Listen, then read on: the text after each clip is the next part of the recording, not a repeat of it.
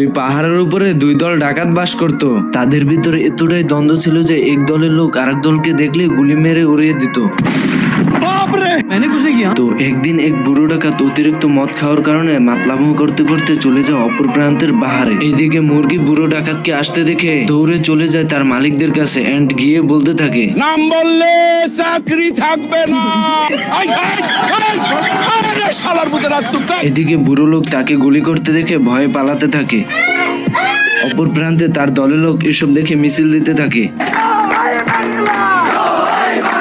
এদিকে বুড়ো ডাকাতকে না ধরতে পেরে অপর প্রান্তে পাহাড় থেকেও মিছিল করতে থাকে। এর ভিতরে দুই দলের মাঝে যুদ্ধ শুরু হয়ে যায়।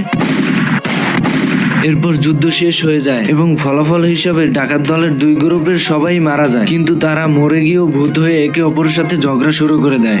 ছোট্ট একটা রিকোয়েস্ট করে তুই খালি কষ্ট করে 5 মিনিটের লেগে আয়া পর ভাই, 5টা মিনিটের লেগে তুই খালি আয়া পর পরে মাইরা আমি ঘুমামু ভাই, আমার ঘুম হয় না। আমার চ্যাটার মাল। এইদিকে দোনো ডাকাত দল মরে যেতে দেখে এলাকাবাসী খুশিতে নাচতে থাকে।